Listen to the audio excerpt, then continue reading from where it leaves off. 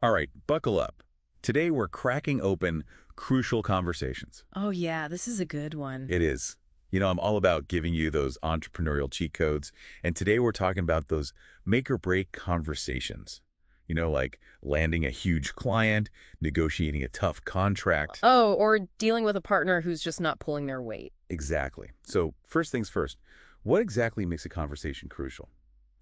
The book uses this super intense example of world leaders. Yeah, decisions that could affect the entire planet. Literally. But they're saying these principles apply no matter what. Whether you're in the Oval Office or, just trying to get your roommate to do the dishes. Right. It's all about those moments when the stakes are high, right? Opinions clash and everyone's emotions are just bubbling over. And as an entrepreneur, let me tell you, those moments happen all the time. All the time. Yeah. The book really emphasizes that, ignoring these conversations or just kind of fumbling through them can really hurt you. Oh, absolutely. Damage your business, damage your relationships. Yeah. It's a recipe for disaster. Not good. But the good news is that these skills, they're totally learnable. Okay, good. And this book gives you a framework for not just surviving these situations, but actually thriving in them. Okay, I like that. So think of this deep dive as your crash course. Exactly. Love it. Okay, so the book kicks off talking about this idea of the fool's choice. Yeah, it's a trap we all fall into. Right. It's that feeling of having to choose between, being honest. Or being respectful. Yes. You can't be both. And as a new entrepreneur especially, you feel that pressure, right? All the time. To either just swallow your concerns and be agreeable. Right. Or be brutally honest and risk, looking like a jerk. Totally. Early on, I was so afraid of, making waves that I didn't say anything when a partner was constantly missing deadlines. Oof. And it ended up costing us big time. So how do we get out of that fool's choice dilemma? Well, the book argues that you absolutely can be both honest and respectful. And they use this great example of a guy named Kevin. Okay. He saw his CEO making a decision that he thought was, a disaster for the company. Oh, no. Yeah, so Kevin spoke up, challenged the CEO, but he did it in a way that was direct yet respectful. Huh? And guess what? The CEO actually thanked him for it. Wow, so maybe it's not as hopeless as it feels sometimes. But how do we even make sure we're choosing the right battles? Yeah, like having the right conversations in the first place. That's where chapter 3 comes in. Choosing your topic. They point out that these conversations can get so messy. Oh, for sure. We often end up talking about the wrong thing completely. Oh, totally. Tell me more. So they use this example of Wendy, she's a project manager, and her new manager, Sandrine. Okay. Wendy presents her timeline for a project, and Sandrine kind of freaks out because she's already committed to a deadline that's, impossible to meet. Oof, been there. I've had those moments where suddenly the room just feels like it's shrinking. So what happens next? Well, instead of just addressing the core issue, the conversation just spirals out of control. Man. Wendy feels pressured, maybe even set up to fail. Yeah. And they start arguing about, all sorts of other things, stuff that isn't really the heart of the matter. So how do we avoid that trap? How do we make sure that we're tackling the real issue? The book gives us this really useful tool. It's called CPR. CPR, as in heart attack. Maybe not that dramatic. Okay. But it can definitely feel like it when a conversation goes south. Okay. So think of it this way. Content is the specific issue you're dealing with. Okay. Like that impossible deadline in Wendy's case. Got it. What about pattern? That's when something happens repeatedly. Okay. So maybe Sandrine has a habit of making promises without talking to her team first. It's not just a one-time thing. So you're looking for trends. Yeah. Like the things that keep popping up. And what about relationship? That's how the issue is affecting, the connection between the people involved. Yeah. Are they losing trust? Is there resentment building? You got to factor that in too. This is really helpful. So we've used our CPR. We've diagnosed the problem. Now what? Yeah. How do we actually choose the right topic to focus on? Well, the book gives us this, golden question. Okay. What do I really want? Wait, really? It seems so simple. I know, right? Okay. But that's the beauty of it. Yeah. Before you go into any crucial conversation, just take a second and ask yourself that question. Okay. It helps you prioritize. Yeah. Align your communication with your ultimate goal, Right. It keeps you focused on what really matters. Okay, I'm starting to see how this all fits together. So we've chosen the right topic. We're ready to have the conversation, but then things get tense. Yeah. And suddenly I'm right back in that fight or flight mode. Oh, yeah. So how do we stay cool under pressure? That's where chapter 4 comes in. Start with heart. It's all about checking your motives before you even open your mouth. So it's not about being all nicey nice, it's about being strategic. Exactly. Okay. Are you going into a negotiation just to crush the other person? Yeah. Or are you actually trying to find a win-win? Are you giving feedback because you actually want to help someone improve? Right. Or are you just trying to punish them? Oh, yeah. That makes a huge difference in how the conversation goes. So how do we get those motives right?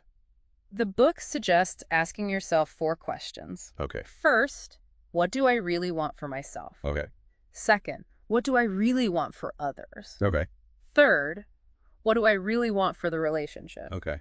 And finally, what should I do right now to move towards what I really want? Those are seriously powerful questions. I can see how taking a moment to think about those would totally change the game. It's like setting your internal compass, right? Before you even set sail. Yeah. You don't just want to react in the moment. You want to act in alignment with your values, your long-term goals. Love that analogy. Oh. Okay, motives are checked. But what about when those little gremlins in my head start whispering those nasty stories? Oh, yeah. Like, this is all their fault, or I'm the victim here, or there's just no way to fix this. Ah, the clever stories. Yeah. That's chapter 5. Master my stories. Okay. The book is all about recognizing how those stories we tell ourselves. Yeah. They shape our emotions, our reactions, Totally. and they can totally hijack a crucial conversation. Okay, tell me more. How do we make sure those stories don't completely derail us? It's not about denying our emotions. Okay. It's about questioning them. Okay. Like, is this really how I should be feeling given the facts? Right. They introduced this idea called the path to action, which breaks down how we go from taking in information to actually doing something about it. So how does that path to action work? Well, it starts with see here. Yeah. That's just the raw data, Yeah. what actually happened. Okay. Then we tell a story about it. Got it. That story leads to a feel, our emotional reaction. Yeah. And finally, that emotion drives us to act in a certain way. Okay, I'm starting to see how this applies to crucial conversations. Like if I'm telling myself a story that my client's trying to take advantage of me, Right. of course I'm going to feel defensive. Right. And I'm going to act accordingly. Exactly. And the book points out that we often skip over the facts entirely and jump straight to the story, Oh, yeah. which can be really dangerous. So how do we separate the facts from those sneaky stories? They give us this simple test. But Ask yourself, can I literally see or hear this thing I'm calling a fact? Yeah. If not, it's probably part of your story. And they also suggest actively looking for evidence that contradicts your story. ooh, I like that. It's like being your own detective. Yeah. Instead of getting swept up in the drama, you're looking for clues. You're gathering evidence. Right.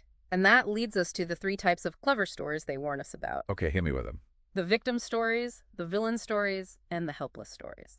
Wait, clever stories. Why clever? Because they're sneaky, they feel true, they're often emotionally compelling, but they can really trip us up. So a victim story is when you're making yourself out to be completely innocent. Right. Like, it's not my fault the project failed. The client was a nightmare. Ouch. Yeah, I've told myself that one a few times. What about the villain story? That's when you demonize the other person. Okay. Make them out to be evil or incompetent. Like, my lazy employee is the reason we're in this mess. And the helpless story. That's when you convince yourself there's nothing you can do to change the situation. Like, this partnership is doomed. There's no way to fix it. Okay, so how do we fight back against these clever stories? Well, they have specific techniques for each one. Okay. For the victim stories, it's about taking responsibility, even if it's uncomfortable. Right. For villain stories, it's about humanizing the other person, considering alternative explanations for their behavior. Yeah. And for helpless stories, it's about shifting from feeling stuck to taking action. This is all incredibly helpful. Mm. It's like they're giving us a toolkit for untangling our thoughts, right? Yeah. Making sure those thoughts don't sabotage our conversations. Exactly. And once you've mastered your own stories, you're ready for the next stage. Okay. Creating a safe space for dialogue, even when things get tough. Okay, that sounds crucial, especially as a new entrepreneur. Oh, yeah, I want to make sure I'm building strong relationships, absolutely. not burning bridges every time I have to have a difficult conversation. Exactly. And that's what we'll dive into next time.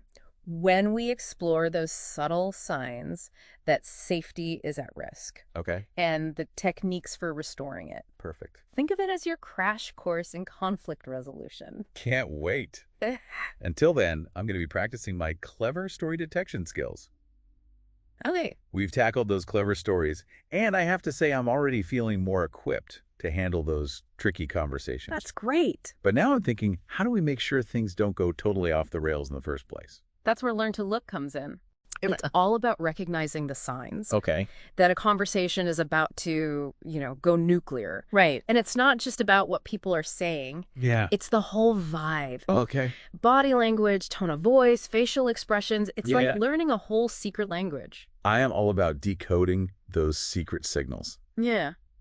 Especially as a new entrepreneur, I'm meeting tons of people, trying to build those relationships. Yeah. And I definitely don't want to miss those red flags. It's crucial. And the book points out that when people start feeling unsafe in a conversation, they tend to react in one of two ways. Okay, how's that? Silence or violence? Okay, silence I get. Yeah. It's that classic clam up, Yeah. like I'm not engaging. But violence, are we talking about actual, like, fisticuffs in the boardroom? Hopefully not, but they're talking about any verbal strategy that's, like, designed to control the other person, Right. to coerce them. Okay. Think interrupting, overstating facts, using absolutes, changing the subject, basically just dominating the conversation. So it's like verbal bullying. You're using your words as weapons when you feel cornered. Exactly. They also talk about labeling, putting people in boxes, Right. dismissing their ideas as ridiculous or, naive, and then, of course, there's just straight up attacking. Yeah. Insults, threats, anything that's meant to hurt, to belittle. It sounds intense.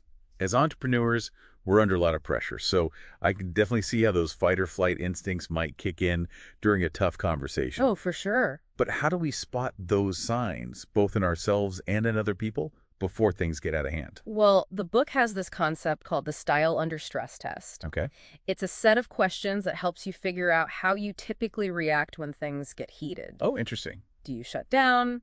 Do you lash out? Yeah. Do you do a bit of both? It's like self-awareness on steroids. I love it. It's like knowing your own kryptonite. So let's say we've done this test. We know our triggers.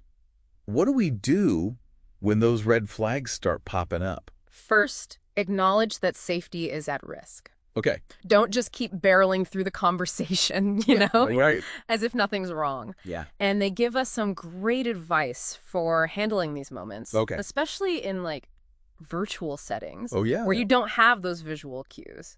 That's so important. So much of our communication these days happens online. All the time, yeah. So what do we do? Well, if you sense that tension in an email or, a virtual meeting, Yeah. just ask for more information. Say something like, it seems like you might be upset. Or, I'm sensing some hesitation here. Can you tell me more about what you're thinking? It's like you're giving them permission to be real, Exactly. to express those concerns. And even if they don't open up right away, that's silence itself. It's Yeah. valuable information. It tells you that you need to work on building safety before you can even have a productive conversation. Okay, so we're getting good at recognizing those warning signs. Now, how do we actually create that safe space for dialogue? Right. Because these conversations, they're called crucial for a reason, right? They're important. Yeah. And sometimes they're just going to be uncomfortable. You're absolutely right. And the book makes it really clear that safety isn't about making everyone feel like warm and fuzzy. Okay. It's about creating an environment where people feel respected and heard, Yeah. even when they disagree. Okay, so how do we do that? Give us the secret formula. Well, one of the key ingredients is mutual purpose. Okay. It's about finding common ground, Right. a shared goal that everyone can get behind. Okay. And as an entrepreneur, you are constantly negotiating with people, right? Yeah. Who have different interests, different priorities. Like, if I'm pitching to an investor, my goal is to secure funding. Right. But the investor's goal is to make a profit. And those can feel like opposing goals. Exactly. But with mutual purpose, you're trying to find a higher level objective Right. that kind of transcends those individual goals. Right. Like maybe you both believe in the potential of this particular industry, or you both share this vision of making a positive impact, So you're looking for that shared passion, Exactly. that bigger picture. And they give us some really practical steps Okay. for establishing mutual purpose. Hit me. First, you have to make it clear that you're committed to finding a solution that works for everyone, Okay. not just yourself. Got it. Then you need to get curious, Yeah. ask questions Okay. to really understand the other person's motivations, their concerns. So it's like, okay, we might not agree on everything, but let's at least try to understand where each other is coming from. Right. And sometimes you might even have to get creative. Invent a mutual purpose that wasn't there initially. Okay, I can see how that would be super helpful in a conflict situation. Yeah. Like if I'm having a disagreement with my co-founder. Exactly. You might not agree on the specific strategy, Yeah. but you can both agree that you want the business to succeed Right. and that your relationship is important. Right, yeah. That shared purpose can be the glue that holds you together when things get tough. Mutual purpose check. Mm-hmm. What other tools do we have for building safety in these crucial conversations? They introduced this technique called contrasting, Okay. which is all about clarifying your intentions Okay. and preventing those, oh, they totally misunderstood me moments. Okay, I've definitely been there. Tell me more. It's basically a two-part statement. Okay. You start by addressing what you don't want the other person to think, Okay. and then you follow up with what you do want them to hear. Can you give us an example? So imagine you're giving feedback to an employee who's consistently missing deadlines. Instead of just saying, you need to be more on top of things, you might say, it's not that I don't trust you to manage your time, it's just that punctuality is really important in this role, and it impacts the whole team. So you're acknowledging their perspective, you're not making it personal, Exactly. but you're still being clear about your expectations. And contrasting is useful both proactively to prevent misunderstandings from happening in the first place, Okay. and reactively to repair safety when it's been damaged. This is so helpful. I'm already seeing how I can apply this to my own business interaction. Right. Okay, so we've got mutual purpose, we've got contrasting. What's next? Now we get to the heart of it. Okay. Sharing our own views Yeah. in a way that's honest and respectful, Right. even when, our palms are sweating and our heart rate is through the roof. Okay, that sounds terrifying, but also essential. It is. How do we do it? That's where State My Path comes in. Okay. It's a 5-step process for speaking your truth while still keeping those crucial conversations on track. Okay, bring it on. Let's hear about this State My Path thing. All right, we're back. And I am ready to master this State My Path thing. It sounds like the ultimate tool for those moments when you have to lay all your cards on the table, Yeah. but you don't want to end up in a shouting match. Right. It's about being strategic, being respectful, even when you're in those high-stakes situations. And remember, as a new entrepreneur, every conversation, it's a chance to build your reputation. That's true. Okay, break it down for me. So STATE stands for share your facts, tell your story, ask for others' paths, talk tentatively, and encourage testing. Okay, a lot to unpack there. So where do we start? Well, the first 3 steps, they're all about the what you're actually going to say. Right. And then the last 2, they're about the how Okay. how you're going to say it. So first up, share your facts. What does that actually look like in real life? So imagine you're talking to your co-founder about, those missed deadlines. Right. You want to stick to the facts, the verifiable information. You might say, the deadline for this was Friday, and it's now Tuesday. Good. You're not blaming, you're just stating the facts as you see them. So no emotional baggage. Nope. Just straight up truth. Exactly. And it's important to remember that you're sharing your facts. Right. Not necessarily the facts. Okay. You might not have the full picture. Okay. Humility check. I like it. What's next? Next is tell your story.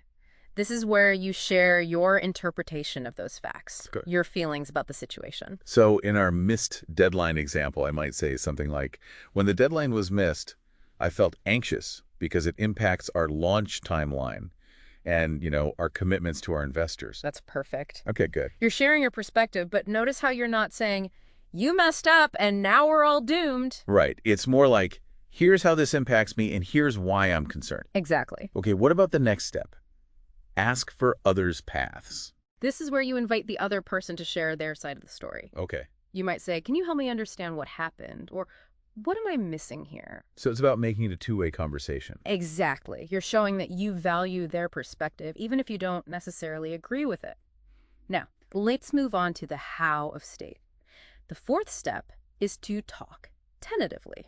I'm sensing a theme here. It's all about being respectful, leaving space for discussion. You got it. Talk tentatively means avoiding those absolutes. Using softer language, like saying it seems like instead of you always. So dialing down that intensity, even when I'm feeling fired up. Exactly. And the book gives us a ton of great examples, like use and instead of but. Okay. It feels less confrontational. Right. Replace can't with haven't been able to. Okay. It just opens up the possibilities. Swap out wrong with differently. I see. It acknowledges there are different perspectives. Okay. It's amazing how these little tweaks in your language can make such a big difference. It's like speaking a whole new language, It is. the language of diplomacy. Okay, last step. Encourage testing. What does that mean? It means making it safe for the other person to disagree with you. Oh, Don't just expect them to nod along and say, yes, boss. so it's about being open to hearing different viewpoints, even if they challenge my own. Exactly. You might say, what are your thoughts on this? Or do you see it differently? It sounds like a lot of this is about letting go of the need to be right all the time. Yeah, huge part of it. Now, let's say you've done all this. Yeah. You've had the conversation. You still disagree. What then? That's where I usually just give up and order pizza. Right. But I'm guessing the book has a slightly more strategic solution. Yeah, probably. They do. They have a handy acronym for navigating these disagreements. ABCS. All right, ready. Hit me. It stands for agree, build, compare, and state. Right. So start by acknowledging any points where you actually do agree. Then, if you have additional information that supports their perspective, share it. If you still disagree, compare your views side by side, rather than just saying they're wrong. And finally, clearly and respectfully state your own path, using all those state skills that we've been talking about. So you're finding common ground, bridging the gap, and then when necessary, respectfully presenting your own perspective. Exactly. And they make this really important point. Okay. Disagreement, it's not a bad thing. Okay. It can actually lead to much better solutions if you approach it the right way. Mind blown. Okay, so we've had the crucial conversation, we've listened, we've shared our views. Now what? How do we actually move from all this talk to action? That's where move to action comes in. Okay. It's all about making sure that those conversations actually lead to results. Right. And the book highlights two major pitfalls. Right. What are they? Unclear expectations about decision-making Okay. and poor follow-through. Okay, both of those sound painfully familiar. As an entrepreneur, I'm all about action, so how do we avoid those traps? Well, first, you got to be clear about how those decisions will be made. They outline 4 common methods. Okay, lamb on me. Command. So the leader decides. Top-down style. Consult. The leader gathers input, but ultimately has the final say. Vote. The majority rules. Democratic style.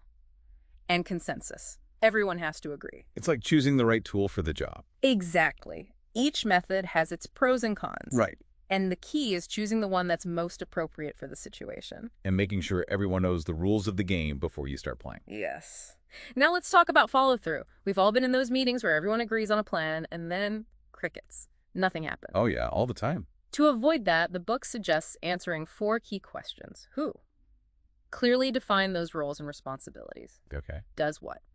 Be specific about the outcomes, Right. the deliverables. By when? Set deadlines.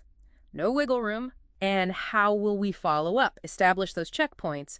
Make sure things stay on track. It's like creating a roadmap It is. so that nobody gets lost along the way. Exactly. Document those agreements Yeah. so there's no confusion later on. And remember, as an entrepreneur, your word is your bond. Okay, we have covered so much today. From identifying those sneaky, clever stories to creating safety, to mastering the art of state, to making sure that our crucial conversations actually lead to results. I feel like I need to take minutes. It's a powerful toolkit. And what's really fascinating is that these skills, they aren't just for business. Right. They're for life. And the book ends on this really great note of, like, empowerment. They talk about retaking your pen. It's about recognizing that you have a choice Yeah. in how you respond to other people's opinions. Okay. It's not about being immune to feedback. Right. It's about developing that inner strength Okay. to hear the tough stuff, process it, and then decide how you want to act. I love that. It's like you're the author of your own story. Yeah. And as you build your business, remember, you have the power to create dialogue, to navigate those challenges, to lead with confidence, even when the stakes are high. Exactly. Those crucial conversations, they're inevitable. Oh, yeah? But with these skills, you can actually turn them into opportunities for growth, for success. Mic drop. I think we've officially mastered crucial conversations. Thanks for joining us on this deep dive.